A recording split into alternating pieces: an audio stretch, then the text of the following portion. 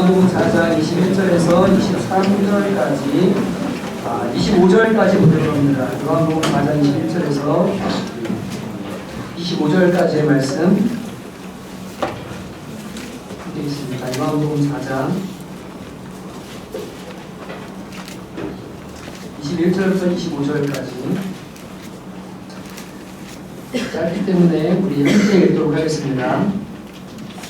21절부터 25절까지 함께 읽습니다. 시작. 예수께서 이르시되 여자여 내 말을 믿으라. 이 산에서도 말고 예루살렘에서도 말고 너희가 아버지께 예배할 때가 이르리라. 너희는 알지 못하는 것을 예배하고 우리는 아는 것을 예배하노니 이는 구원이 유대인에게서 아니라 아버지께 참되게 예배하는 자들은 영과 진리로 예배할 때가 오나니 곧 이때라. 아버지께서는 자기에게 이렇게 예배하는 자들을 찾으시느니라.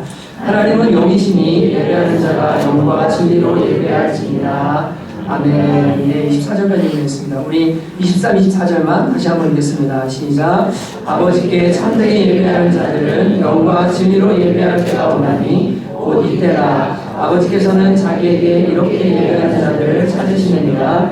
하나님은 영이시니 예배하는 자가 영과 진리로 예배할지니라. 아멘. 기도합니다. 하나님 아버지, 오늘 이 말씀을 통해 저희가 2018년 한 달이 지났고 또 2월을 맞이하면서 하나님 앞에 어떠한 신앙의 모습과 자세로 서야 될지에 대해 다시 한번 점검하고 올바르게 서기를 간절히 원합니다. 행위를 옳게 하는 자에게 여호와께서 구원을 보이시겠다고 약속하셨습니다. 하나님을 아는 자들이 하나님 앞에 바르게 하나님을 섬기며 살아갈 때 주님께서 우리의 영혼을 새롭게 하시고 우리의 삶에 놀라운 역사 일으키시는 것을 저희가 보게 됩니다. 주여, 예배의 태도와 마음가짐을 바르게 세우는 귀한 날 되어지도록 주께서 은혜 내려 주시옵소서. 하나님을 예배할 때 주시는 놀라운 축복과 은혜를 저희가 누리기를 원합니다. 마음을 열어주시고 말씀이 들려지게 해주시고 예배를 방해하고 예배하지 못하게 만드는 더러운 귀신들과 우리의 고집과 생각들을 십자가에 못 박는 시간 되어지도록 역사하여 주시옵소서. 주께서 역사하실 것을 믿으며 예수님의 이름으로 간절히 기도합니다. 네. 저를 한번 따라하시기 바랍니다. 예배, 배움, 움직임. 벌써 느끼신 분이 계실 텐데 예배, 그 다음에 배자 다음에 뭐죠? 배움, 그 다음에 움자 다음에 움직임. 네. 예배, 움직임 이렇게 하면 기억하기 쉽겠죠. 네. 예배, 배움, 움직임.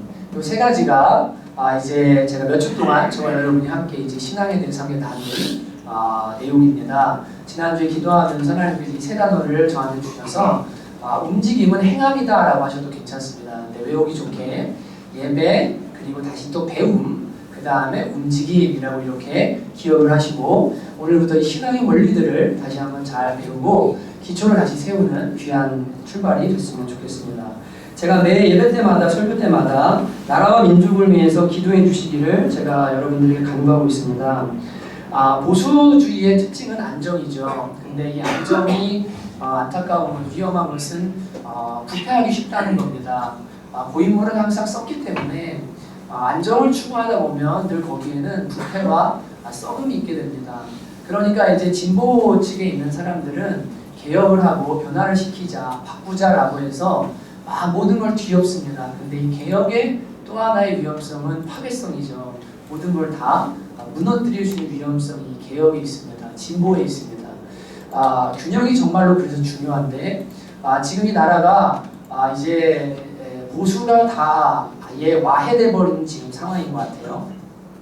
그리고 진정한 보수도 없었지만 참된 가치를 지키는 사람들이 아니었죠. 그러니까 욕하고 비판하고 뒤집어 엎어야 된다. 그래서 지금 진보주의자들이 이제 정권을 잡고 모든 걸 다 막 뒤집어 놓고 막 이제 다 바꾸기 시작하는데 여기에 대단히 위험성이 있다는 것을 우리가 이제 생각을 좀 하셔야 됩니다.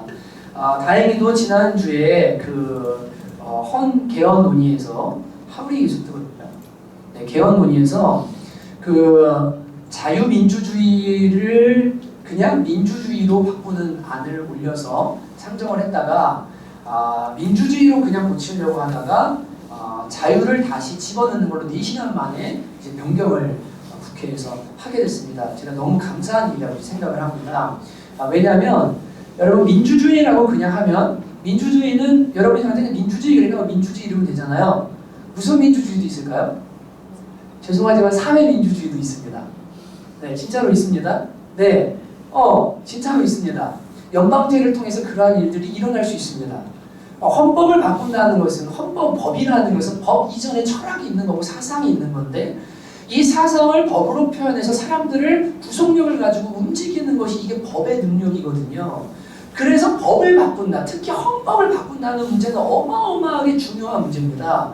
근데 자유민주주의 국가가 자유를 빼고 민주주의만 그냥 넣어놓으면 그 앞에는 뭘 붙여도 이제는 괜찮은 거예요. 그런데 국민들의 반발이 그리고 이 정서가 그렇지 않다는 것을 기독교에서 많은 소리들을 내면서 민주주의로 바꾸려면 그것을 자유민주주의를 그대로 놔두기로 하고 그대로 지금 놔둔 것이 고무적인 일이라고 제가 이제 생각을 하게 됩니다.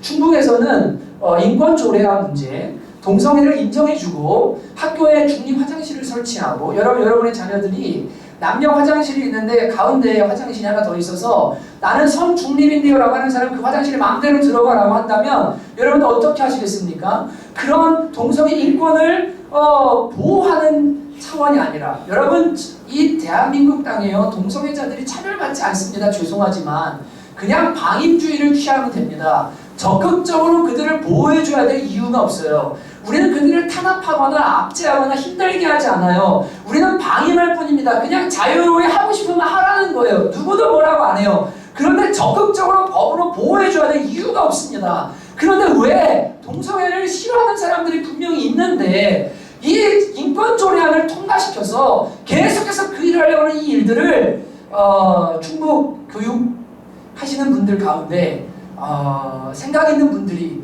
위원들께서 그것을 충북 의회 상정을 해서 이 인권 조례안을 철회해달라, 바꿔달라라고 지금 상정을 해서 재판 가운데 들어가는 이제 일들이 일어나고 있습니다. 인권센터에서는 이하 국가인권센터에서는 센터장을 바꾸면서 지금 무슨 일을 하냐면 그냥 밀고 나가기를 위해서 이거는 시대적으로 역행하는 일이다. 인권조례안을 통과시켜야 된다. 그래서 지금 아주 보수적인, 그러니까 이쪽에서 보수적인 거죠. 진보적인 사람으로 너무 극단적으로 진보적인 사람으로 수장을 지금 바꿔가면서 그 일을 진행하려고 하는 그런 상황 가운데 있습니다.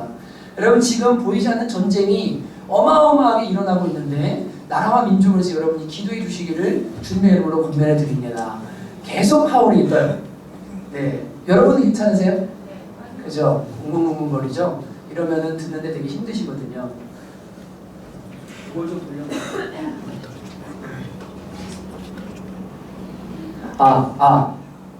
조금만 더 돌려주시면.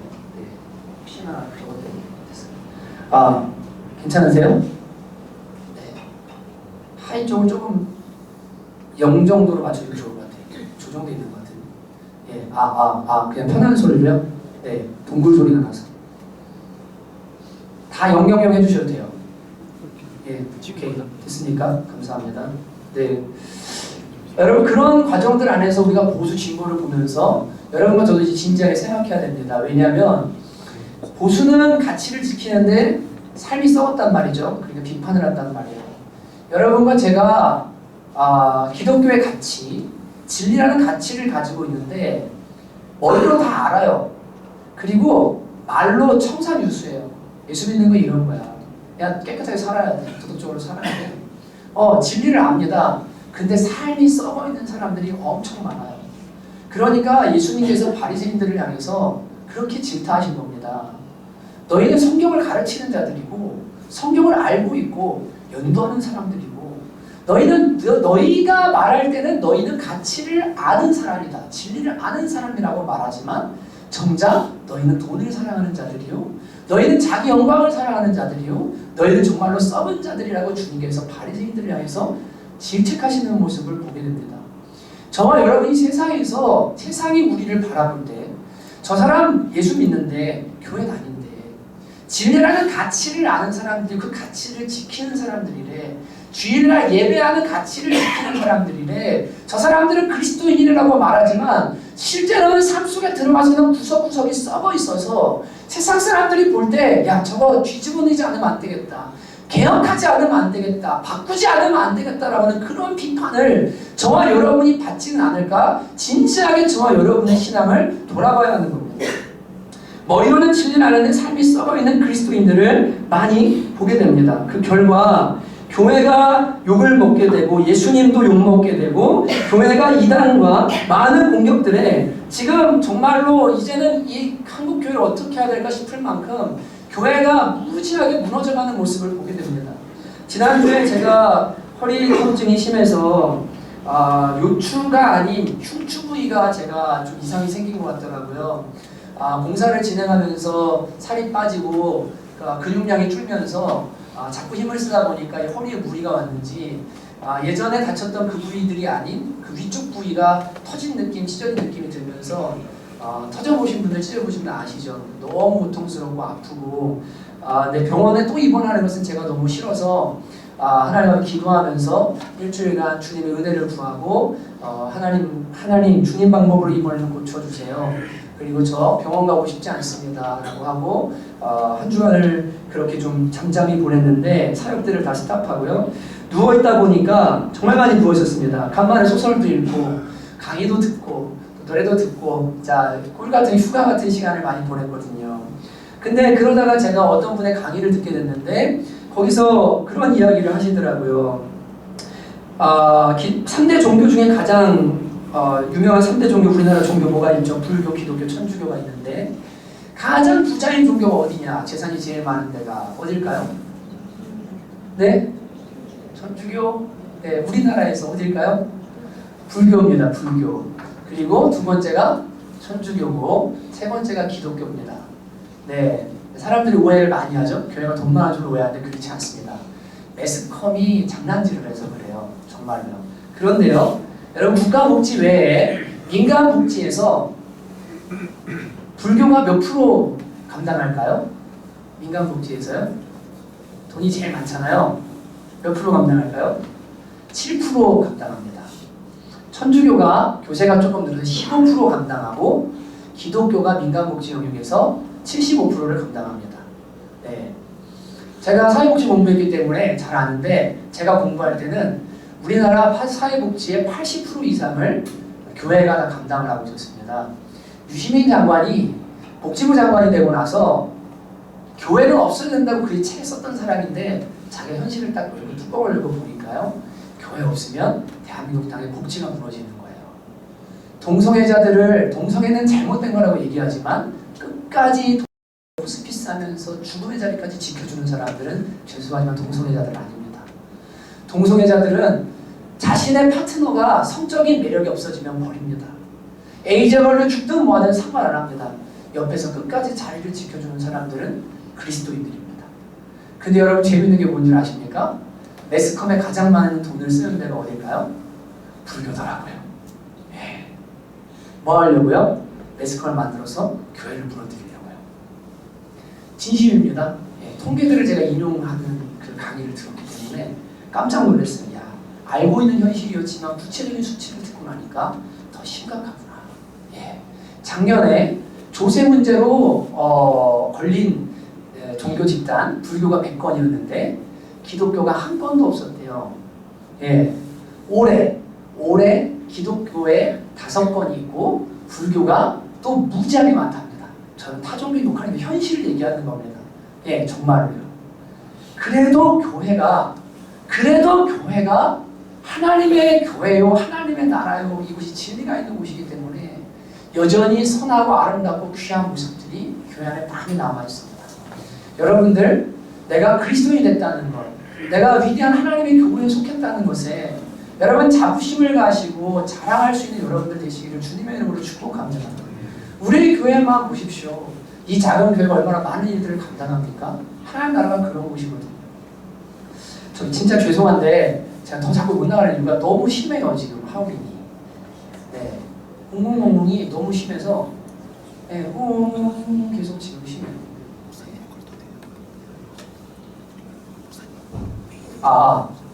유선 없어요? 그냥 마이크 안 쓸게요. 소리 들리시죠? 소리 들리시죠? 네. 근데 제가 이 강의를 듣다가 그분이 이야기한 어떤 이단에 대한 신뢰를 하나를 얘기하는데 제 마음을 되게 많이 아프게 했습니다. 지난해 교회 건물들이 매수가 됐는데 이단들에게 93건의 매수가 있었는데 교회가 93채가 이단으로 넘어간 겁니다. 교회 건물이. 건축을 했는데 돈이 없어서 이단들이 그걸 다 샀는데 93건의 사건이 있었는데 그 중에 하나님의 교회로 65개의 교회가 넘어갔고 어떤 교회는 이 이단들이 일부러 전략적으로 교회를 사서 거기가 옛날부터 건강한 교회였으니까 자기들이 그냥 예배하고 있으면 사람들이 올 거 아니에요. 그러면 이단이 그걸 감추고 계속 성경 공부를 시키면서 거기를 계속적으로 이단의 집단으로 만드는 일을 하기 위해서 교회를 통째로 사는 일을 이 사람들이 하는 거거든요. 근데 하나님의 그 65개 교회가 넘어갔는데 그 교회들 중에는 목회자들이 돈을 더 받기 위해서 이단인 것을 알면서 이단에게 팔아야 돈을 많이 받는다라고 해서 이단에게 그냥 전략적으로 판 교회들도 있다는 이야기를 들으면서 제가 대단히 마음이 많이 아팠습니다. 그러면서 그분이 실제 이단에 있었던 사람이 이야기를 하시는데 제가 그것 때문에 되게 놀랐거든요. 한 가족이 있었는데 아빠가 간이 안 좋아졌어요. 간경화가 왔고 간암이 와서 죽게 생긴 겁니다. 이 가족들이 어떻게 해야 될까? 이식을 해야 되겠는데 가족들을 다 맞춰봤는데 맞는 사람이 없는 겁니다. 아버지는 이식할 수 있는 사람이 없는 거예요. 가족들에게도. 그런데 이 가족을 전도하고자 신천지 어떤 사람이 계속 붙어서 이 여자분을 남편의 아내죠. 계속 전도를 하고 있었는데 간이 지금 맞는 사람이 없다. 간 이식을 안 하면 죽는다라는 이야기를 듣고 이 신천지 신도가 배팅을 한 겁니다. 저도 이제 저희 예전에 반찬 가게에 저희 집사님 한 분이 계셨는데 그분이 심장이 안 좋으셔서 매일 투석을 받으십니다. 근데 제가 가만히 보니까 너무 안타깝고 너무 아프고 고통스럽고 저러다 돌아가실 것 같고 한 번은 저희 밑에 집이었는데 위에 집이었죠. 그 완전히 시체가 돼가지고 응급실에 실려가는 모습을 보면서 내 거 신장 하나 떼어드리면 좋겠다. 2개 있는데 하나 떼주면 뭐 어때요? 그래서 집사님 제 거 하나 가져가시면 어때요? 검사 한번 해보면 좋겠습니다. 아내한테 제가 얘기하고 성도님들한테 얘기했더니 목사님 그건 진짜 안 됩니다. 정말 큰일 납니다. 이러면서 막 만류를 하고 그랬던 적이 있거든요. 왜냐하면 맞는 사람이 많지가 않습니다. 이게 맞는다는 게 쉬운 일이 아니거든요. 간을 이식을 해야 되는데 간이 맞는 사람을 찾아야 되는데 없는 거예요. 근데 이 신천지 신도가 알고 그랬는지 모르고 그랬는지 모르겠지만 배팅을 한 거예요. 뭐라고 했냐면 내 간을 잘라서 줄 테니까 수술을 하자라고 한 겁니다. 신천지 신도가. 네. 결과적으로는 맞지 않아서 간을 못 줬습니다. 그런데 이 가족은 이미 받고 안 받고를 떠나서 간을 다 받은 거와 똑같은 감동을 받은 거예요. 누구도 자신의 가족도 아니고 일면식도 없는 이해관계가 있지도 않은 사람에게 내 간을 잘라줄 테니 이 간을 가져라라고 하는 이 이야기 앞에 가족 전체가 신천지의 열혈 신도가 되었다는 이야기를 제가 들었습니다. 실제 일어난 일이거든요. 제가 이런 얘기 외에도 많은 얘기를 들어봤는데 신천지 관련돼 제가 그 얘기를 들으면서 가슴이 아픈 거예요. 왜냐하면 저들이 믿는 진리, 저들이 배운 진리, 형제를 사랑해야 된다는 것, 그것을 위해서 저 이단도 내가 내 간이라도 쪼개줄 테니까 너 신천지 같이 믿자. 이 비진리에 속한 사람들도 이렇게 사는데 예수 믿는 사람들이 어떻게 살아야 될까? 과연 우리는 어떤 삶을 살아야 될까? 진지하게 울림이 제 안에서 있는 것을 느끼게 됐습니다. 길에서 전도하는 이단들을 보십시오. 시도 때도 없이 나와서 자신들이 믿는 교리를 사람들에게 전하고 한 영혼이라도 더 자신들에게 데리고 가기 위해서 애쓰고 힘쓰는 모습을 길에서 우리는 많이 만나게 됩니다. 저 사람들은 도대체 자신들이 믿는 것을 얼마나 확신하길래 우리는 그것이 이단인 걸 알고 비진리인 걸 아는데 얼마나 믿음에 확신이 있길래 저토록 저런 헌신을 한단 말인가. 자기의 간을 떼어주고라도 자신의 교주를 믿게 하려고 저토록 애를 쓰고 노력을 한다는 말인가. 저들의 저 믿음은 어디에서 오는 믿음인가. 진지하게 고민해 볼 필요가 있는 겁니다. 여러분, 그 사람들이 우리를 보면서 욕하거든요. 니네들이 이 정통이라고 말하지만 니네는 삶이 썩어 있지 않냐. 니네는 보수라고 말하지만 교회가 사랑이 없지 않냐. 니네는 진리를 알고 있다고 말하지만 그대로 살지 않지 않느냐. 이렇게 이단들이 욕하고 있잖아요. 단편적인 사건이지만 과연 우리는 무엇을 어떻게 제대로 믿고 있는가에 대해서 진지하게 한번 생각해 봐야 됩니다. 도대체 저들의 확신은 어디에서 오는 걸까? 저들은 어떻게 저런 믿음을 가질까? 제가 이렇게 보면 신앙의 원리를 보면서 느끼는 것은 믿음의 확신은 다름 아닌 배움에서 온다는 것을 알게 되고, 특별히 이 배움이라는 것은 예배 가운데 하나님 주시는 특별한 은혜 가운데 일어나는 것임을 많이 경험하게 됩니다.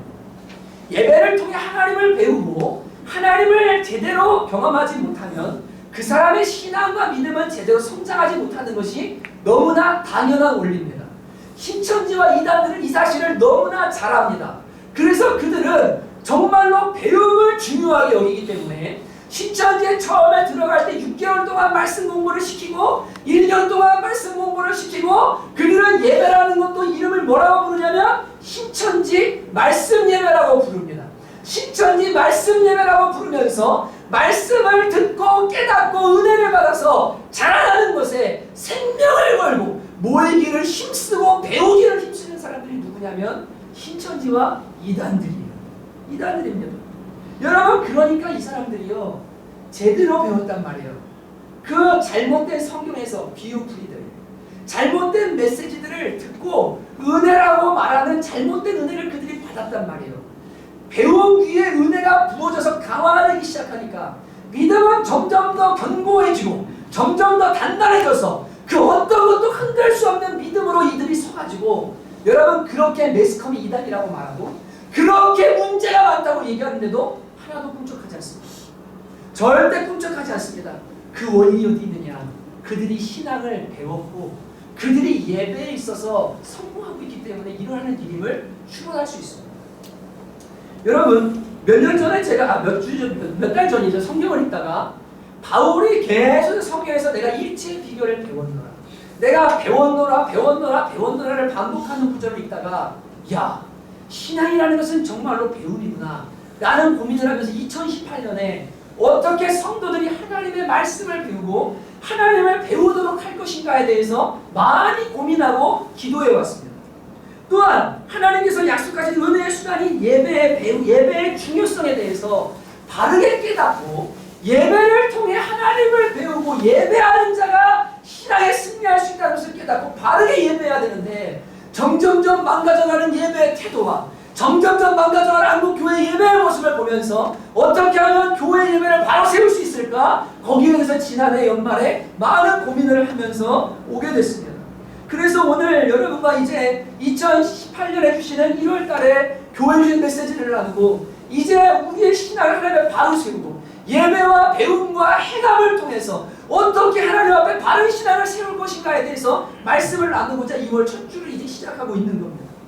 여러분, 제가 신천지에 대해서 그래서 저 사람들 어떻게 예배하지? 궁금하길래 가가지고 이것저것 찾아보기 시작을 했습니다. 이 사람들은 하나님께 예배를 하는데 누구와 예배하냐면 이긴 자인 이만희와 함께 예배를 합니다. 이만희가 이긴 자거든요. 신천지는 데려오세요. 그러면 제가 그 성경 비유풀이가 왜 잘못됐는지 다 말씀을 드릴게요. 네, 정말 안타까운 사람들이에요. 네, 바르게 교회에서 공부를 해본 적이 없기 때문에 하나님 말씀을 어떻게 알아야 되는지를 모른 채로 그런 데 빠지니까 그냥 미혹에 빠지게 되는 거거든요. 이 무섭습니다. 이긴 자 이만희랑 예배를 하는데요. 제가 어떤 블로그에서 이런 글을 보게 됐습니다. 한번 들어보십시오. 내가 본 신천지 예배 문화. 오늘은 제가 직접 경험해보고 느낀 신천지 예배 문화에 대해서 알려드리고자 합니다. 제가 신천지에 와서 가장 인상 깊게 보고 느낀 점은 바로 예배 문화였답니다. 이 부분만 잘라서 올리면 제가 이단이 될 것 같아요. 네, 제 간증 같지 않으세요? 무슨 말인지 모르겠는데요. 네, 제가 읽고 있잖아요, 지금. 네, 오늘은 제가 직접 경험해보고 느낀 신천지 예배 문화에 대해 알려드리고자 합니다. 제가 신천지에 와서 가장 인상 깊게 보고 느낀 점은 바로 예배 문화였답니다. 어린 아이에서부터 어른들까지 그분들이 예배 드리는 모습은 잘 들으셔야 돼요. 창조주이신 하나님 앞에 정성과 예를 다하여 예배를 드리는 모습이었습니다. 창조주이신 하나님 앞에 죄인된 우리들이 무릎을 꿇고 기도하며 예배드리는 모습을 봤을 때 하나님을 경외하며 마음과 정성을 다하여 예배드린다는 것을 느낄 수 있었습니다. 기성교회에서 예배를 드릴 때는 하나님께 예를 갖추고 예배를 드려야 된다는 생각을 하지 못하는 듯 짧은 반바지와 짧은 치마를 입고 돌아다니며 눈살을 찌푸리는 모습들을 많이 보았지만 신천지에서는 창조주이신 하나님 앞에 예배를 드리니 그 어느 때보다도 깔끔한 옷차림, 정장 차림으로 예배를 드린답니다. 점점점점점 하면서 신천지 예배에 대해 기성교회를 비판하고 자신들을 높이고자 써는 블로그를 제가 보게 됐습니다. 신천지 가서 예배하라는 얘기가 아니에요. 네, 절대 어떻게 하나 가시면 안 돼요. 부탁드리는데 그게 아니에요. 이들이 기성교회를 뭐라고 비판하냐면요. 예배를 하는데 보니까 저게 예배하는 건지 쇼하는 건지 콘서트 하는 건지 하나님을 위한 예배인지 뭔지 도대체 모르겠다. 그 중심은 뭐죠? 경외심이 느껴지질 않는다. 마음이 느껴지지를 않는 예배를 기존 교회가 드리고 있다는 겁니다. 근데 신천지 와서 보니까 어른부터 아이들까지 다 마음을 다해서 경외하는 모습이 어디서부터 보이냐면 옷차림에서부터 보인다는 이야기를 지금 이들이 하고 있는 거예요. 비판하는 얘기입니다. 새겨들어야 될 이야기입니다. 창피한 일입니다. 제가 얘기했죠. 예배에 있어서도 보수와 진보가 있는데 형식은 중요하지 않아. 본질이 중요해. 그래서 모든 형식을 파괴하는 예배 진보주의자들이 있습니다. 그런데 가끔 보면 이들이 잘못을 범하는 것이 뭐냐면 모든 형식들을 다 파괴하다 보니까 하나님은 창조주시고 그분은 우주의 주인이시고 우리가 경외해야 되는 분이고 높여야 되는 분이고 정말 존중히 여겨야 되는 분인데 그분 앞에 너무나 만홀히 행하고 실 속에서 일어난 일처럼 예배 때 목사가 팬티 한 차를 걸치고 이 뉴욕의 유명한 사람을 패러디하기 위해서 기타 하나를 걸치고 나와서 예배를 한다고 하는 이런 방종에 이르는 일들이 왜 일어나는가? 잘못된 개혁주의 예배를 가지고 나가다가 엉망이 되는 거거든요. 그런데 반면에 한편으로는 우리는 경건하게 예배, 우리는 거룩하게 예배, 우리는 앉았다 일어났다 사도신경하고 교동문 읽고 정말로 거룩하게 예배라고 말하지만 그 속에는 하나님을 경외함이 없고 삶을 썩어있는 예배자들이 있을 수 있다는 거죠. 그러니까 예배에서 우리가 드리는 이 공예배와 삶의 예배가 균형을 이룰 뿐 아니라 하나님께 드려지는 이 예배가 정말 하나님을 경외하는 예배라면 마음에서 우러나는 예배라면 태도로도 드러나고 형식으로도 드러나고 모든 것으로 드러나야 되는 게 마땅한 건데 기성교회 안에서 이것을 잃어버렸다고 지금 이야기를 하고 있는 겁니다. 마음은 반드시 행위로 나타나도록 되어 있습니다. 누구에게 예배하는가? 왜 예배하는가? 예배가 무엇인가? 어떻게 예배해야 되는가를 알고 예배하는 사람들, 마음으로 예배를 드리는 사람들의 예배는 옆에서 보는 사람들도 느낄 수 있고 알 수 있습니다. 이것은 복식이나 형식의 문제가 아닙니다. 그 모든 걸 뛰어넘어서 지금 저 사람이 하나님을 경외하는 마음으로 찬양하고 있구나. 하나님을 갈망하는 마음으로 기도하고 있구나. 지금 하나님의 진리를 사모하는 마음으로 말씀을 듣고 있구나. 그것을 느낄 수 있고 알 수 있다는 것. 그 이야기를 하는 겁니다. 여러분 예배인지 쇼인지 광라인지 콘서트인지 구분이 안 되는 예배를 많이 보게 됩니다. 하나님 앞에 드리는 예배인지 자기 감정의 도취인지 하나님을 위한 예배인지 사람을 위한 예배인지 예배는 하나님 한 분께 드리는 것인데 찬양과 감사, 예물 그리고 진리의 선포에 대한 청종을 통해서 자신의 전부를 하나님 앞에 드리는 행위가 우리가 지금 하고 있는 이 예배라는 것이거든요. 그리고 이렇게 예배하는 자를 하나님은 찾으시고 찾으시는 이유는 뭐냐면 하나님을 그렇게 전심을 다해 찾아 예를 갖추 예배할 때 하나님께서 찾으시기 때문에 그 자리에 오셔서 이들을 회복시키시고 복주시고 은혜 주시기를 위해서 하나님은 예배자를 찾고 있다라고 오늘 말씀을 하고 계십니다. 지난주에 그리스도인과 비그리스도인의 차이가 어디에 있느냐? 순종에 있다라고 말씀드렸습니다. 움직임에 있다면 이것보다도 근본적으로 안에 들어가면 순종 이전의 그리스도인의 또 하나의 차이가 있는데 그것은 뭐냐면 바로 배움과 예배인데 그 중에 특별히 예배라는 것이 그리스도인의 특별한 특징 중에 하나입니다. 하나님을 향한 경외와 공경의 표시로서의 예배가 내 삶에 분명하게 자리하고 있는가? 아니면 예배가 무너졌는가? 그것을 보면 내가 지금 그리스도를 잘 섬기고 있는지 아닌지를 알 수 있는 겁니다.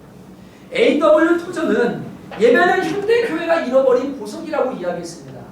반지에 보석이 있는데 보석은 빛이 나죠. 빛을 받아서 반짝반짝 아름답게 찬란하게 빛납니다.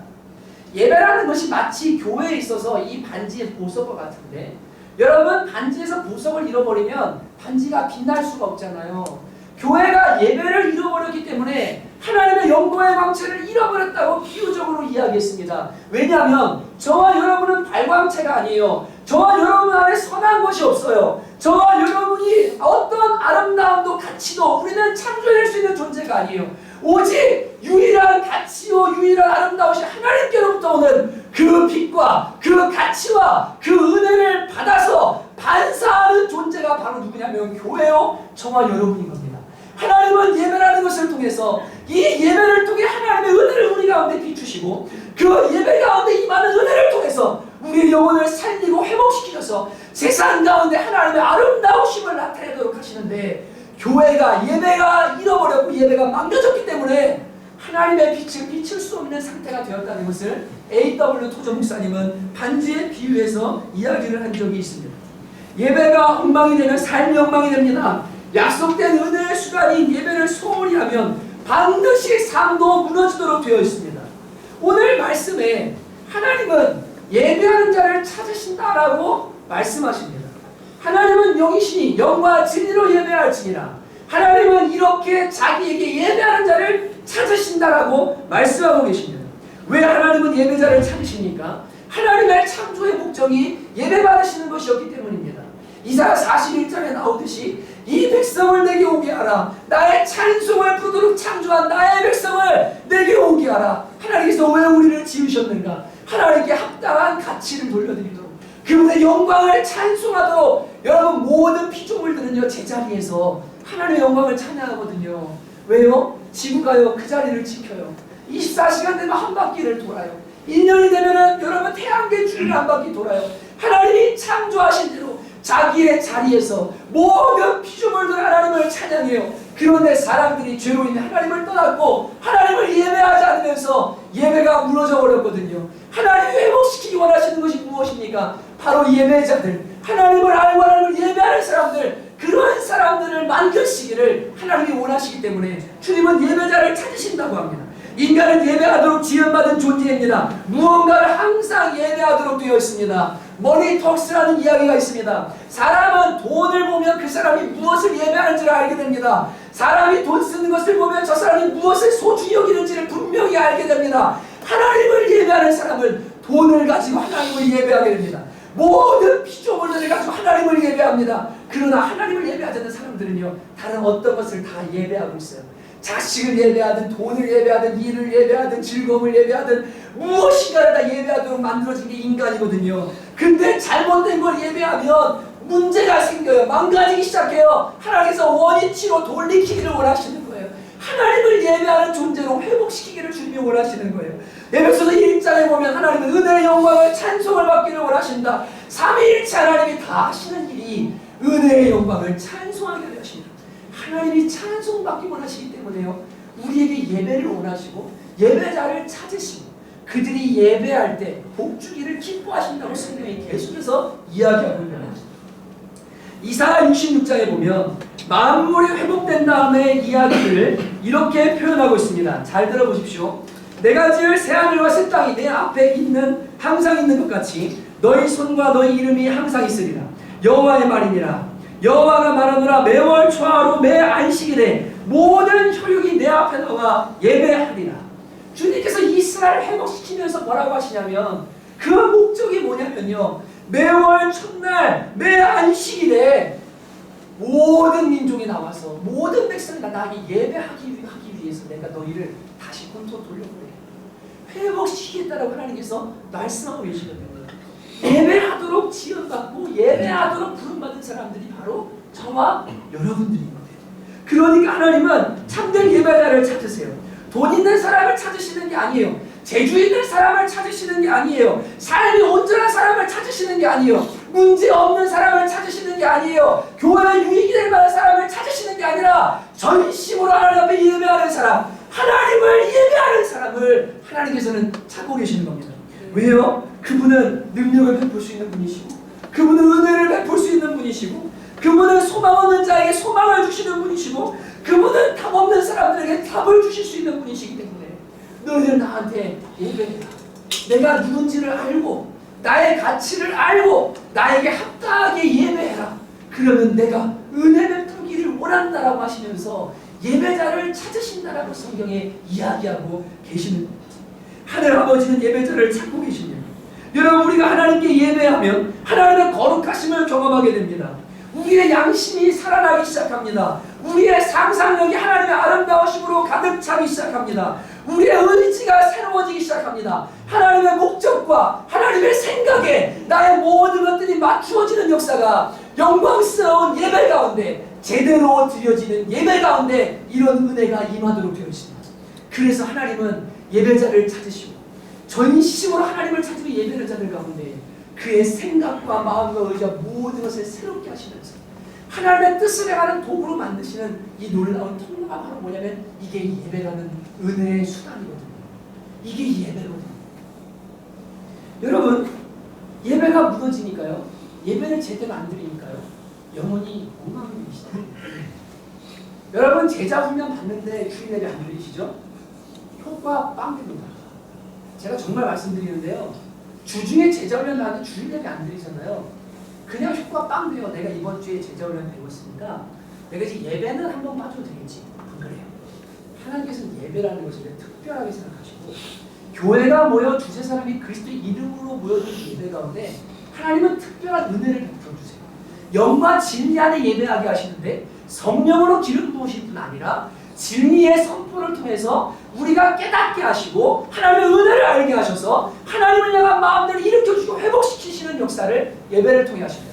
그렇기 때문에 예배를 제쳐두고 무언가 다른 것을 함으로 내 신앙을 잘 세우겠다는 생각은 대단히 위험한 생각이고, 이것은 대단히 우선순위가 잘못된 생각인 것을 분명하게 아셔야 합니다.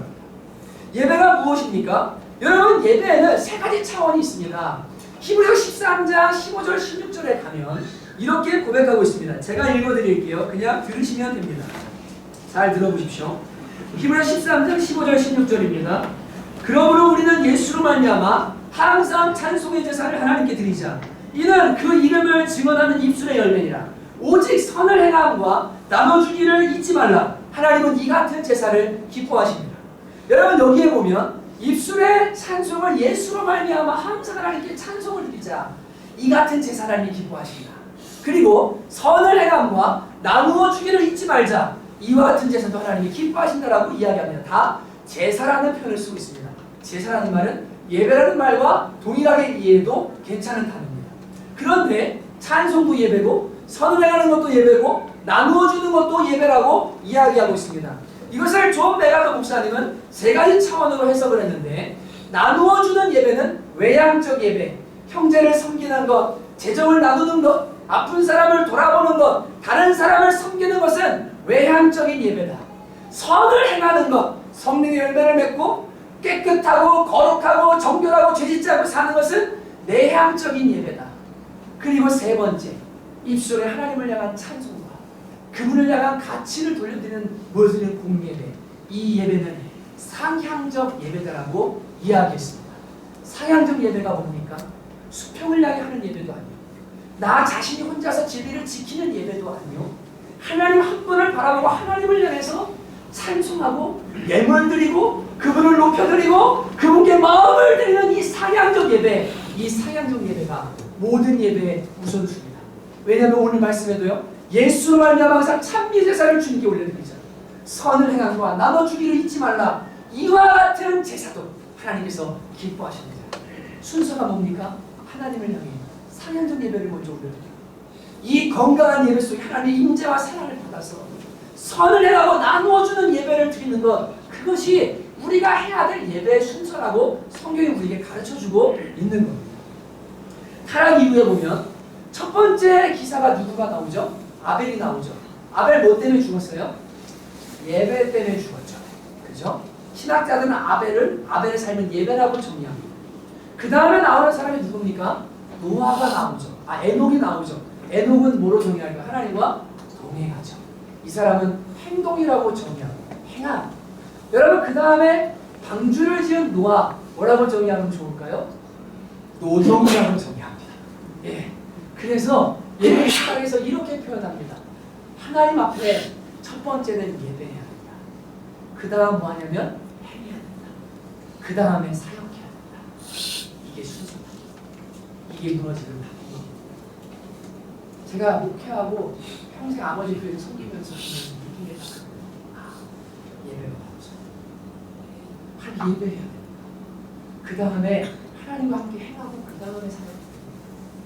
그래야 모든 것이 질서정연하게 되는가라는 것을 성경에서 드리는 발견합니다. 여러분 하나님께 드리는 예배, 상행적 예배가 무엇입니까? 이 예배가 바로서야 여러분의 영혼과 삶이 올바르게 설 수 있습니다. 주일에 모여드리는 예배, 주중에 모여드리는 공예배, 이런 모든 예배들이 신앙의 뿌리입니다.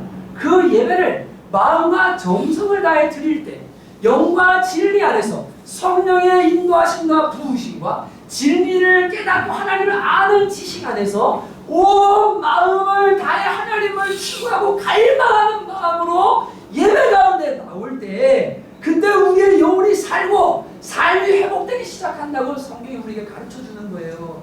여러분 기억하십시오. 예배를 능가하는 삶이 없고 삶을 능가하는 예배가 없습니다. 성도의 삶은 예배와 삶이 다 연합되어 있기 때문에 똑바로 예배하는 사람이 바르게 살 수 있고 바르게 사는 사람이 하나님을 바르게 예배할 수 있어요. 둘 중에 어떤 것 하나만 붙들면 결코 자전거에 바퀴가 없는 것처럼 그 신앙이 제대로 갈 수가 없어요. 페달을 두 개를 같이 밟아야 갈 수가 있잖아요. 페달이 하나만 있으면 자전거가 갈 수 없는 것처럼 예배하지 않는 신앙은 내가 혼자 하나님 섬기면 되지, 내가 그냥 이렇게 선을 행하면 되지, 결코 건강하지 않아요. 여러분 또 예배를 하는데 삶이 없으면 이 삶도 문제예요. 여러분 하나님 앞에서 우선순위를 바로 세우시는 여러분들 되시기를 주님의 이름으로 축복합니다. 성도의 삶은 예배와 긴밀하게 묶여 있습니다. 여러분 이 예배가 그렇게 소중한 문제입니다. 생명줄이에요. 하나님은 예배하는 자를 찾으신대요. 어떻게 예배해야 되는가?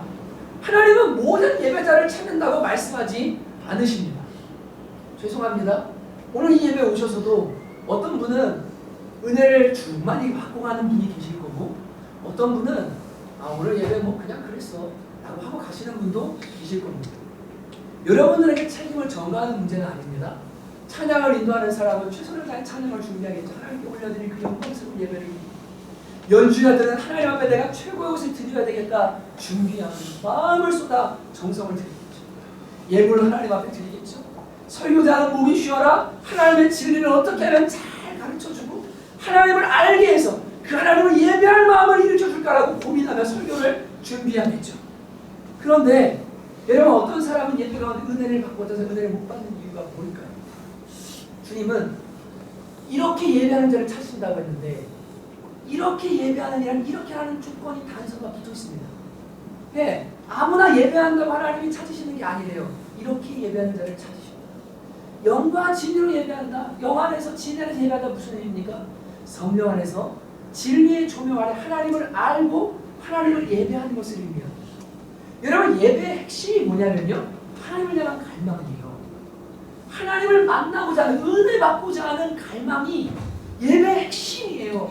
이게 하나님을 아는 사람들에게 오는 하나님에 대한 예배의 마음이에요. 왜냐하면 나는 미천하고 나는 죄인이고 나는 부족하고 나는 연약해요. 그러나 진리 안에 하나님을 만나고 보니까 하나님을 알고 보니까 하나님은 용서하시는 분이세요. 하나님은 능력이 무한한 분이세요. 그분은 지혜가 가득한 분이세요. 그분은 소망이세요. 빛이세요. 모든 선한 것들이 빛들의 아버지께로부터 와요. 그래서 내가 오늘도 하나님을 만나야 돼. 나 하나님께 은혜 받아야 돼. 나 은혜 안 받으면 내 영혼 못 살아. 그래서 예배에 나오는 하나님을 아는 예배자의 첫 번째 마음의 자세가 뭐냐면 나는 오늘도 예배 은혜 못 받으면 안 된다. 나 오늘 은혜 받으러 가야 되겠다. 이 갈망을 가지고 나아가는 게 예배의 중심이거든요. 하나님 앞에 이렇게 예배하는 자를 찾으신다라고 할 때 이렇게 하는 말은 영과 진리라는 신학적인 어떤 이야기를 하는 것을 넘어서 성령 안에 진리 안에 하나님을 아는 사람이 예배하는 마음의 태도, 하나님을 아는 사람이 마땅히 드려야 될 예배, 그분을 존중하고 그분을 의지하고 그분을 갈망하는 마음의 자세로 드리는 그 예배를 주님께서 말씀하십니다. 그러니까 갈망이 없이 오잖아요. 그러면 그냥 뭐 오늘 찬양이 은혜고 내가 은혜고 뭐 한번 좀 뭐 괜찮은 마음은 따라해보고 나한테 은혜를 좀 줘봐라. 어떤 분들은 제가 그런 분들 봅니다. 예배하러 온 것 같지가 않아요. 저 뒤에 앉아서 팔짱을 닦기 그래 설교 얼마나 잘하는 건 들어보죠. 찬양도 얼마나 잘하는 들어보죠. 이러고 와서 앉아있습니다. 누가 누구를 위하여 지금 예배 온 겁니다. 예배는 하나님 앞에 드리는 거룩하고 교만한 자기 삶을 꺾어서 드리는 주님 앞에 미천한 먼지만도 못한 죄인이 지옥에 뗄감도 안 되는 죄인이 하나님의 아들 피값으로 구원받은 은혜로 하나님을 아버지라 부르는 자들, 이 은혜를 깨달은 자들이 내가 내 힘으로 살 수 없고 하나님의 은혜 없이는 안 되기 때문에 나는 오늘도 주님 앞에 나가 예배하고 하나님 저를 만나 주십시오, 저를 새롭게 해주십시오 라는 갈망을 가지고 나오는 것이 예배인데 그냥 와서 시간을 때우다 앉아있잖아요. 결코 예배에 볼 수가 없습니다. 그 책임은 누구에게 있는 게 아니에요. 예배자에게 있는 거예요. 하나님은 예배를 통해서 은혜를 주시겠다고 약속해 주셨습니다. 저는 아버지 교회에서 이 20명도 안 되는 교회에서 평생을 예배를 했잖아요. 아버지가 하는 이야기가 맨날 그 얘기가 그 얘기고 그 얘기가 그 얘기고 그 얘기가 그 얘기고 매주 설교가 똑같아요. 제가 보면 정말 막 미칠 것 같아요. 속으로 뭐 내가 해도 저보다 잘하겠다. 진짜 속으로 내가 죄송하다. 야, 내가 해도 저보다 잘하겠다. 야, 어떻게 설교를 저렇게 못하시냐. 근데 그때 제가 그래도 예배야. 그래도 말씀에 은혜가 있을 거야. 그래도 내가 집중하면 들어야 이거 하나님께 드리는 예배야. 그래서 그때 제가 터득한 신복이 뭐냐면은 그 강대상에 있는 종이 있어요. 그거를 쳐다보면서 딴 생각하기. 아버지를 쳐다보는 게 아니고 그 옆에 있는 종을 쳐다보면 시선은 정말 설교에도 고정돼 있어요. 정말 딴짓 안 해요. 근데 머릿속으로 이제 부천을 떠들면서 별별 생각을 다 하면서 예배하는 그 예배의 내공을 잘못된 내공이죠. 제가 오랫동안 제가 그거를 터득을 했거든요. 예배를 그렇게 드리는 분들이 계세요. 무관심해요. 딴짓해요. 그리고 마음을 안 들여요. 그리고 딴 생각해요. 예배는 마음을 들여서 하나님을 갈망하는 건데 그냥 은혜 주시면 주고 말는 거. 뭐 은혜 되면 되고 아니면 안 되고.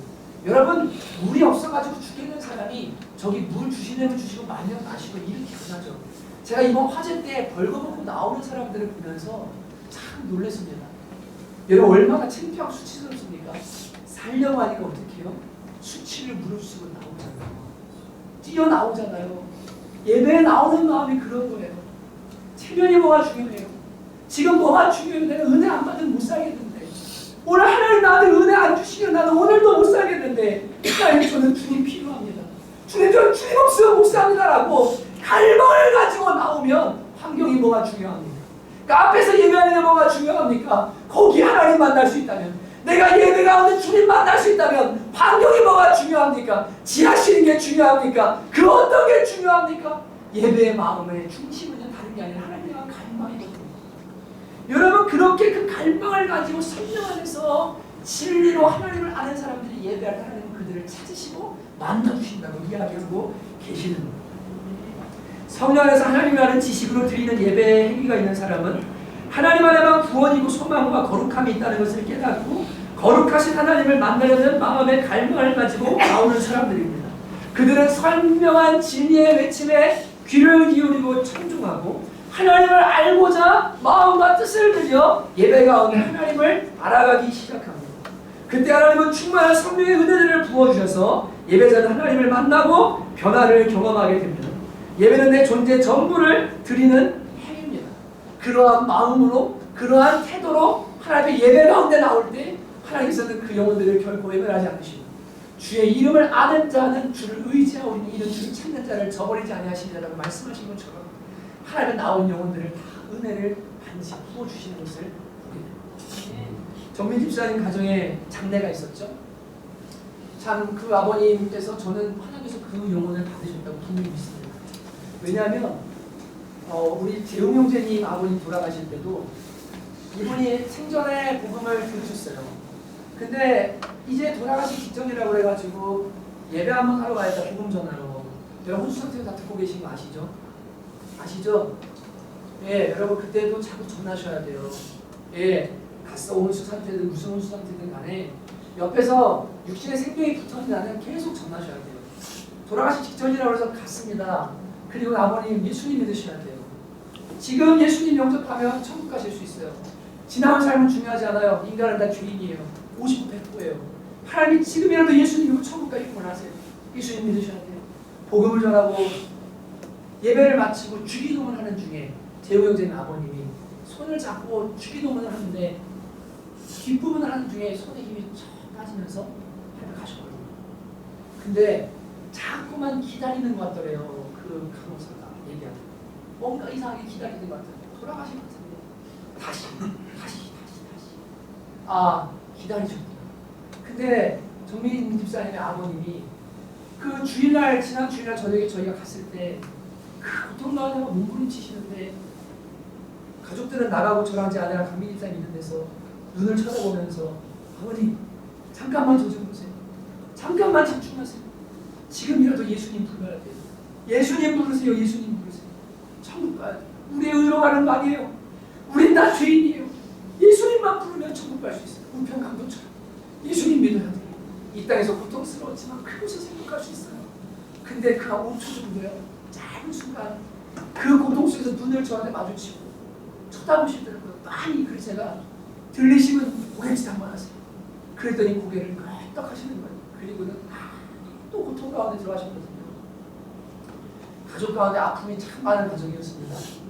근데 장례 예배를 진행할 때마다 하나님께서 그 영혼을 만지는 것을 제가 느끼기 시작합니다. 첫 예배 때 예배가 끝나고 정민 집사님 형님네는 그 형님이 이야기하는 윤승 언젠간 저도 예배에 나가야 되겠죠라고 하는 그 이야기를 저한테 하면서 예배가 끝나고 나서 말씀처럼 용서하고 이제는 사랑하며 살아야 되겠다는 생각을 하게 됩니다라고 그 모임 자리에서 고백을 했거든요. 이 예배라는 것은 한 성도를 살리시고 영혼을 구원하시고 승리할 수 있는 힘을 주시고 거룩한 능력을 주시고 모든 아름다운 것들을 쏟아 부어주시는 것이 바로 이 하나님께서 예비하신 예배라는 은혜의 수단이거든요. 예배는요 진짜 특별한 하나님의 은혜가 있어요. 그래서 예배를 잘 드리면 영혼이 반드시 살도록 되어 있어요. 승리하도록 되어 있어요. 여러분 제발 부탁드립니다. 여러분 예배를 사모하고 예배에 생명을 걸고 움직이기 전에 해가기 전에 또 배우기 전에 여러분이 이 예배 가운데 먼저 생명을 걸 수 있는 성남 천옥의 성도들 되시기를 주님의 이름으로 축복합니다. 여러분 어떻게 예배해야 됩니까? 다음 주부터 우리 교회 예배가 조금씩 변화가 일어나게 될 겁니다. 먼저는 여러분 예배 10분 전에 오기 운동을 이제 시작을 할 텐데 저희가 1부 예배가 50분 정도에 끝나게 됩니다. 40분에 끝날 때도 있는데요. 제가 오늘 9시 팀들과 기도하고 좀 예배가 길어지면서 예배 시간이 조금 늘어났는데 메시지를 짧게 했거든요. 보통 40분에 저희가 예배를 마쳐요. 거의. 예배 10분 전에 오기 운동을 다음 주부터 교회가 하려고 합니다. 여러분 만약 여러분이 대통령과 약속을 잡아요. 그럼 여러분 어떻게 하시겠어요? 뭐 일생에 한 번이니까 당연히 소중히 생각하기 예배는 1년에 52번 있으니까 늦어도 좀 이렇게 생각할 수 있겠지만 여러분 하나님 앞에 예배하는 거잖아요. 맞죠? 그죠? 네, 하나님 앞에 예배하는 거잖아요. 우리의 공경의 대상, 경외의 대상이 하나님 앞에서 예배하는 거거든요. 사람과의 약속도 시간을 잘 지키잖아요. 우리가 그죠? 네, 정말 피곤하고 힘들고 어려운 거 이해합니다. 그러나 일주일에 한 번인데 여러분 직장 일주일 내내 지각 안 하실걸요?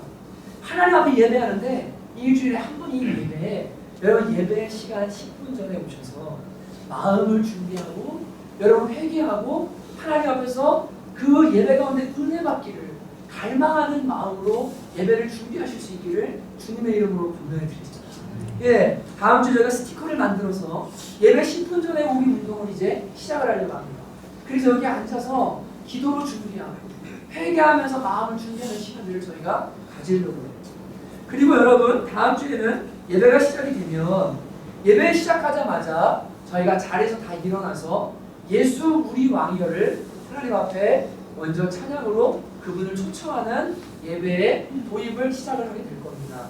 예수 우리 왕이여 이곳에 오셔서 좌정하사 다스려 주십시오. 주님을 경배하오니 주님을 찬양하오니 왕이신 예수여 오셔서 좌정하사 다스리소서.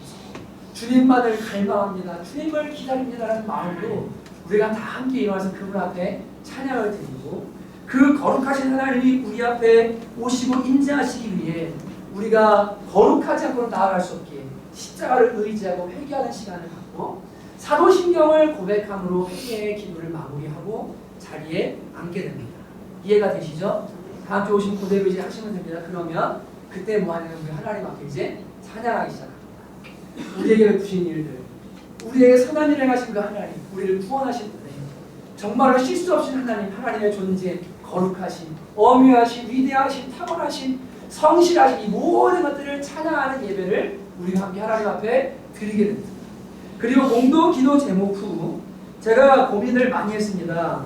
봉헌 시간을 어떻게 할 것인가. 저희는 7년 동안 지금까지 봉헌을 해본 적이 없거든요. 제가 통장에 이렇게 연계된 통장, 다는 아니고 연계된 통장에 들어오는 어떤 재정의 내용만 알지, 재정팀 집사님이 개수를 해주시면 총액만 보고를 받고 교회 집행하고 그게 다기 때문에 누가 얼마 11조를 하시는지 제가 진짜로 몰라요. 정말 몰라요. 제가 늘 얘기하잖아요. 하나님 앞에서 하시라고. 사람 앞에 보이기 위해서도 아니고 하나님 섬기는 것이 하나님 앞에서 자유함이 나오는데 성령이 주시는 자발성을 하시라고 제가 얘기하거든요. 근데 이 봉헌이라는 것은 우리 교회에서 봉헌할 때 뭐 이렇게 봉투 가져가지고 예, 우리 성은경제님 하늘날 감사원도 5만 원, 뭐 이렇게 하면서 뭐 이렇게 드렸습니다. 이름을 다 부르는 봉헌을 하려는 게 아닙니다.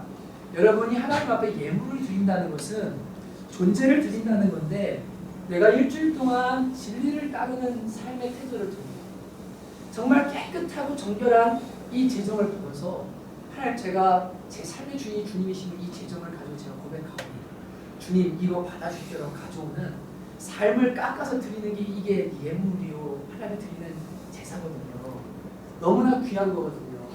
그래서 이거를 다 찬양 끝나고 나면 기도 끝나고 나면 취합을 해서 교회들이 어떻게 하냐면 함에 이렇게 담아서 앞으로 찬송 부르면서 가져오는 예식을 해합니다.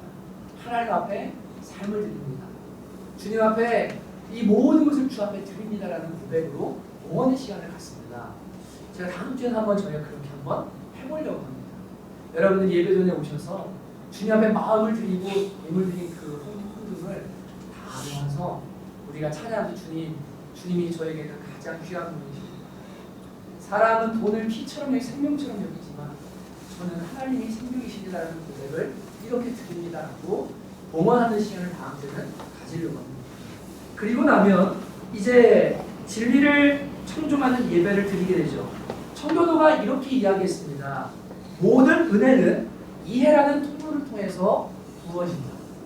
은혜라는 것은 이해라는 통로를 통해서 부어집니다. 여러분이 오늘도 예배가 이 세 차원의 예배가 있는데 이런 예배가 우선이구나. 이렇게 예배해야 되는구나를 깨닫고 하나님 예배자를 찾으시는구나 라는 것을 듣고 깨닫게 될 때 어떻게 돼요? 은혜라는 게 임하게 되죠. 은혜라는 것은 그래서 이해를 통해서 오도록 되어 있어요. 설교가 어려우니까 나 안 들을래. 왜 이렇게 설교가 오늘 나한테 뭐 중요하지 않은 것 같아. 내가 고민하는 문제가 아닌 것 같아. 이런 실용적인 관점에서 이야기를 말씀을 들으면 안 되고 하나님께서 교회와 영혼들을 건강하게 아름답게 만드시게 주시는 그 성경의 말씀을 선포되는 그 메시지를요 마음과 뜻을 다해 집중해서 들을 때 여러분 반드시 이해하게 되고 그 이해를 통해서 여러분의 영혼에 은혜가 부어지게 되는 것을 믿으시기 바랍니다. 그렇게 예배하고 뭐합니까? 삶으로 돌아가서 하나님 앞에 승리를 결단하고 도와주신 하나님을 기대하며 삶으로 파송하고 서로 축복하고 그렇게 나아가는 예배, 그게 우리가 하나님 앞에 드리는 공예배, 교회가 모여 드리는 예배거든요. 이것은 그냥 대충 의식적으로 드리는 예배에 있어서는 절대로 안 돼요. 졸음과 무관심함과 그 다음에 모든 딴 생각들을 이제는 버리기로 결단하고, 여러분이 다음 주부터 정말 내가 하나님 앞에서 바르게 예배해야 되겠다. 내 영혼과 삶을 예배를 통해서 온전하게 먼저 세우기 시작하겠다는 결단을 가지고 예배할 수 있는 여러분들 되시기를 주님의 이름으로 축복합니다. 이 마음이 참 중요한데요. 제가 지난주에 이제 이 얘기하고 기도했으면 좋겠는데, 어떤 분이 그 선교를 위해서 헌금을 해주셨어요. 정말 좀 놀란 가정입니다. 왜냐하면 이 가정이 하나님 앞에 헌금을 해주시는구나. 그래서 그 400만 원과 500만 원 선교, 저희가 300만 원 캠프 집회와 그 다음에 200만 원 교회 수리하는 비용, 500만 원이 다 채워졌습니다. 바자회를 하는 비용은, 그래서 이제 거기 가면 또 수리해야 될 교회가 무지 많아요. 그리고 다음 선교를 준비하기 위해서도 저희가 세팅을 해놓고 이렇게 해야 되겠다, 이런 마음을 가지고 지금 바자회를 하고 있는데, 이 채워졌어요. 하나님 은혜인데요. 근데 그분이 그 헌금을 하시겠다고 하셔서, 예, 교회 계좌 보내드릴 테니까 교회 계좌로 헌금해 주시면 감사하겠습니다 라고 하고 헌금을 하셨어요. 그리고 제가 그분께 톡을 했습니다. 귀한 순종을 해주셔서 참 감사합니다 라고 이야기를 하니까 갑자기 그분이 톡에 그런 얘기를 하셨습니다. 이상하게 자꾸만 눈물이 납니다. 눈물이 납니다, 이러시는 거예요. 제가 순종해본 사람만이 아는, 헌신해본 사람만이 아는 그 눈물이 비밀이 있습니다라고 제가 이야기를 했어요. 그 와이프는 누구냐 얘기하니까 늘 자식들 때문에, 저기 때문에 섬기고 싶은 항상 못해서 이번에 꼭 한번 섬기시는 마음이 있었는데 너무 하나의 마음에 큰 감동을 막 주시는 걸 얘기를 하는 거예요. 순종하는 자에게 주시는 특별한 은혜였어요. 마음을 들으면요, 이게 진짜 이상해요. 참 이상해요. 저도 오늘 그래서 오면서 내가 아내에게 헌금을 이임을 했지만, 가정의 재정을 하나님이 또 주신 재정을 가지고 하나님 앞에 내가 헌금 드려야 됩니다. 그래서 오늘 봉투를 2개를 준비를 해서, 지난주에 어떤 분이 저에게 그 장례를 섬겼던 입장에서 조금 재정을 허락을 해주셔서 5만 원짜리 2장을 제가 봉투 2개 하나씩 넣어서, 하나님 사랑합니다, 감사합니다, 예배하기 원합니다. 그리고 또 한쪽에는 주님 진짜로 오늘 예배만 해주시는구나, 이런 마음으로 담아가지고 내가 아내에게 헌금을 이임했지만 내가 하나님 앞에 내 마음을 드려야 돼. 올해는 또 다른 모양으로 하나님 앞에 내 마음을 좀 또 드려야 되겠다는 마음의 결단을 가지고 제가 그렇게 하나님 앞에 오늘도 이제 또 다른 헌금을 준비해서 준비할 것 같거든요. 근데 그럴 때마다 느끼는 게 뭐냐면, 하나님 마음을 드리잖아요. 마음을 쓰잖아요. 참 이상해요. 하나님께서 이 마음속에 계시잖아요. 그렇죠? 믿으시죠? 믿으시죠? 여러분, 우리가 선한 일 할 때 왜 기쁘죠? 내 속에 성령님이 야, 잘한다, 야, 기쁘다, 너 진짜 잘한다, 이러면 마음속 기쁨이 넘치고. 왜 눈물이 날까요? 속에 성령님이 야, 드디어 네가 나를 순종, 드디어 네가 내 마음과 하나가 됐구나라고 하는 이 마음이 중요한데, 여러분 예배를 한번 마음을 들여서 준비하고 진짜 마음을 다해서 하나님 앞에 한번 예배해 보시기를 제가 여러분에게 권면드립니다. 그래도 은혜가 안 되면 성남천국교회가 은혜가 없는 교회예요. 여러분 다른 교회 가셔도 돼요. 진짜 내 온 마음을 다해서 예배를 하는데 하나님 반드시 여러분에게 충만한 은혜를 주시겠습니다. 대은혜, 갑절의 은혜를 여러분들에게 주실 거예요. 여러분 다음 주부터 우리 그렇게 하나님께 예배할 수 있는 공동체 되시기를 주님의 이름으로 축복합니다. 여러분 우리 찬양 하나 했으면 좋겠는데, 이제는 내가 오직 예수님만 이 찬양 함께 부르면서 여러분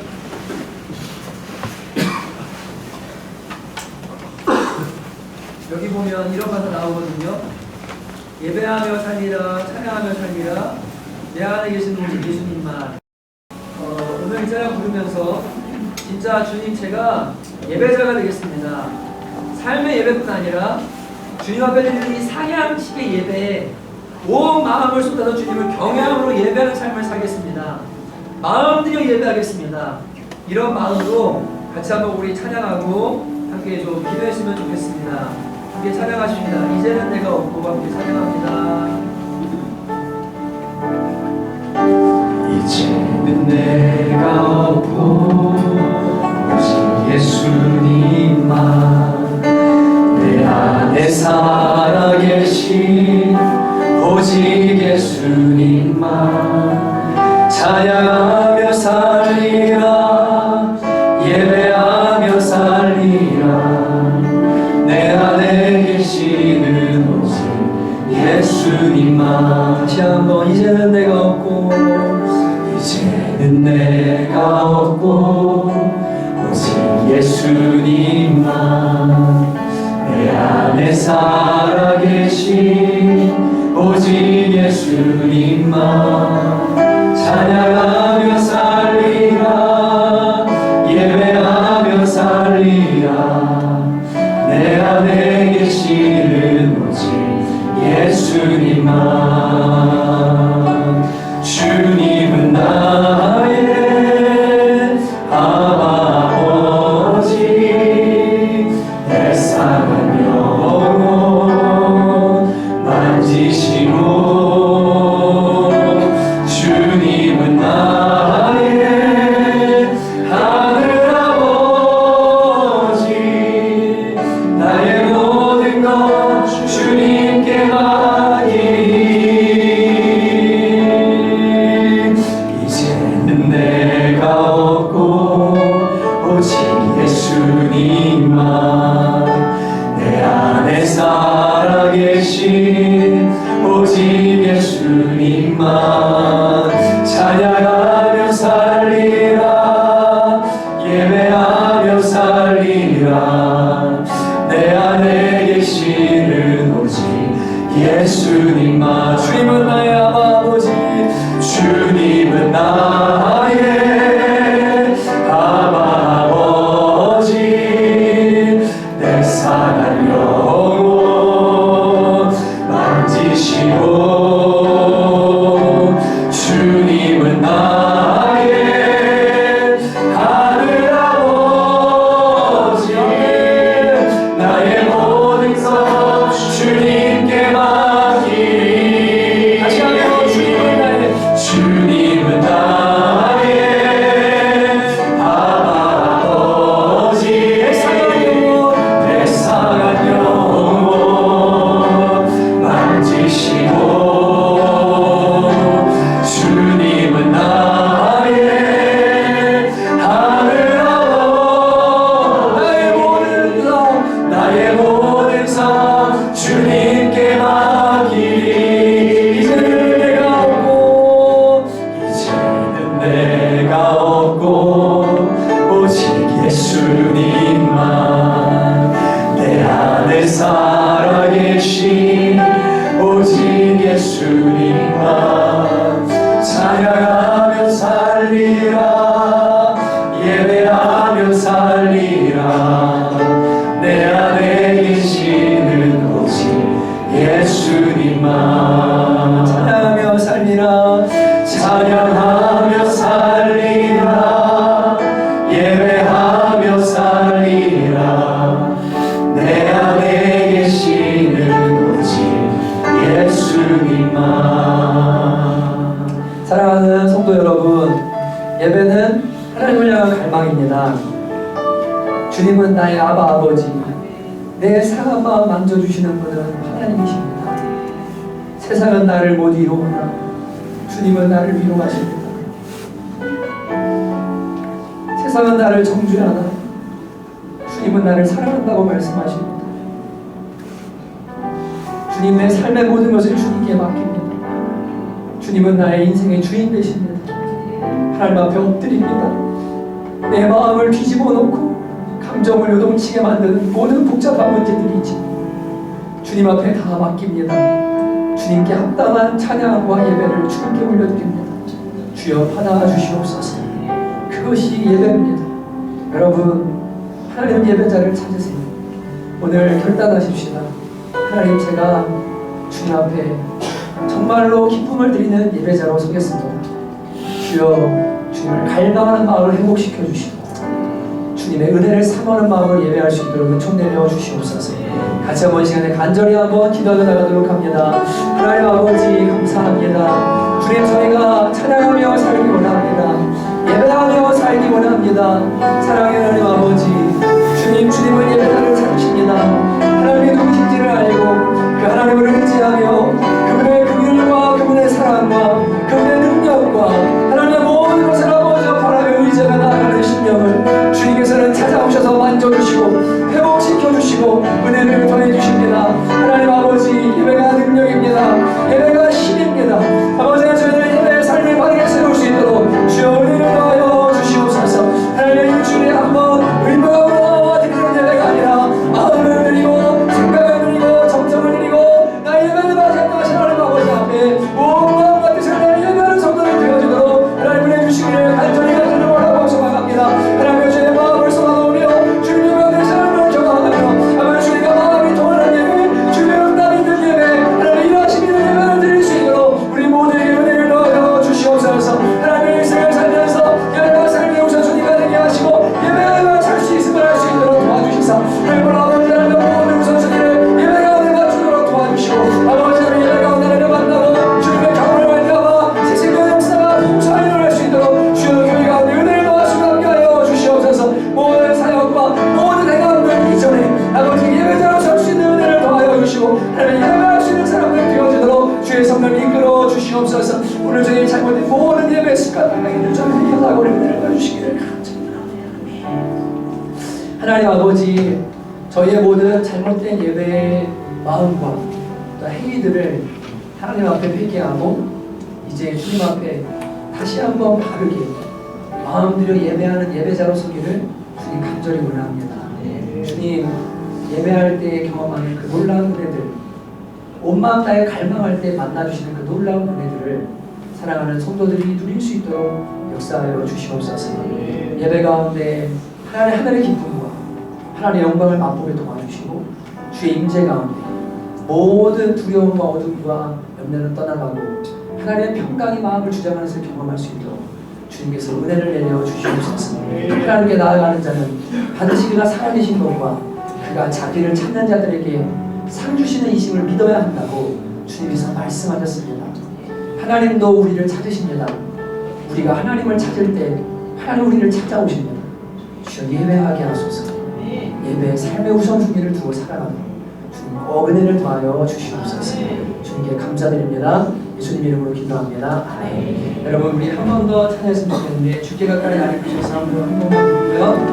마지막으로 한 번만 기도하고 축복 마칩니다. 우리 하나님 갈망하는 마음으로 주님, 저 주님만을 원합니다. 주님의 은혜가 필요합니다. 찬양합시다. 주께 가까이 날 이끌소서. 간절히 주님만을 원합니다. 채워주소서.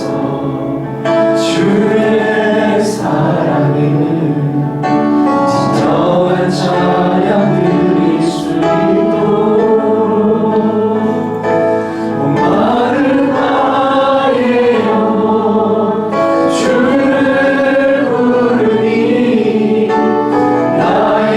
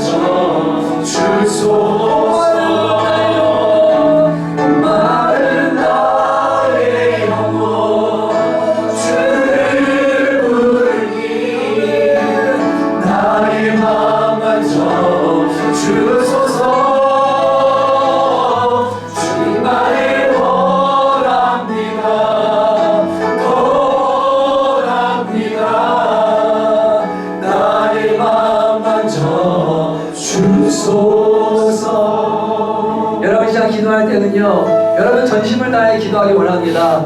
여러분의 삶에 있는 문제들과 여러분이 해결할 수 없는 그 모든 것들, 여러분 죄의 모든 무거운 짐들 하나님은 해결하실 수 있습니다.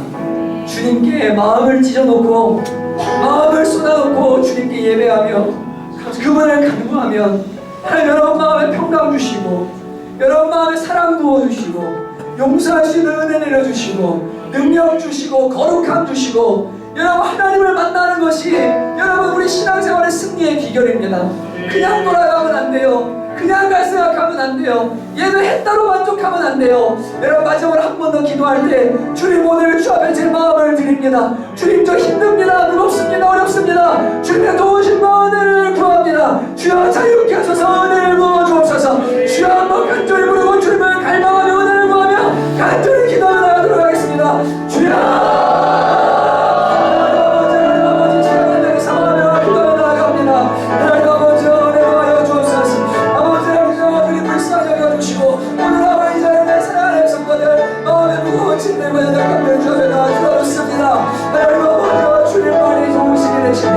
주님만이 우리의 답이 되십니다. 주님만이 우리의 평안이 되십니다. 하나님만이 우리의 창문이 되시고 아버지의 모든 문제를 해주시는 아버지 삶과 끝이 되십니다.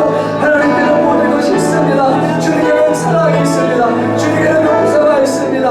주님께는 아버지의 놀라운 은혜가 있습니다. 하나님께는 지혜가 있습니다. 감명이 있습니다. 주님께는 치유가 있습니다. 주님께는 회복이 있습니다. 주님을 구합니다. 주님을 갈망합니다. 아버지 하나님의 나오는 성도들이 하나님을 갈망하게 하시고 주님을 기대하게 하시고 아버지 하나님이여 주를 만나고자 하는 마음 우리 걷고자 하는 마음 그런 감당 같이 노래하는 마음으로 예배하며 그 주님을 경험하고 만날 수 있도록 하나님 은혜를 더하여 주시옵소서. 사랑 성도들을 혼나게 하시고 이들을 주 앞에서 하나님을 예배자로 삼아주셔서 주님이 참신 사람들에게서 좀 있습니다. 주옵소서. 하나님 아버지 감사합니다. 저희들 한 주간도 세상살이하면서 지치고 힘들 때 예배 자리에 나오게 하시고 주님께서 주시는 은혜 공급받아 승리의 삶을 살 수 있도록 은총 더하여 주시옵소서. 이제는 우리 주 예수 그리스도의 은혜와 하나님 아버지의 다함이 없는 사랑하심과 성령의 내주하시고 교통하시며 충만케 하시는 역사가 예배자로 서기로 결단하며 삶의 현장으로 돌아가는 사랑하는 성남청교회 본속들 머리머리 위에 이들의 가정과 이들의 기업 위에 이제로부터 영원토록 함께 있기를 간절히 축원하오나이다. 아멘.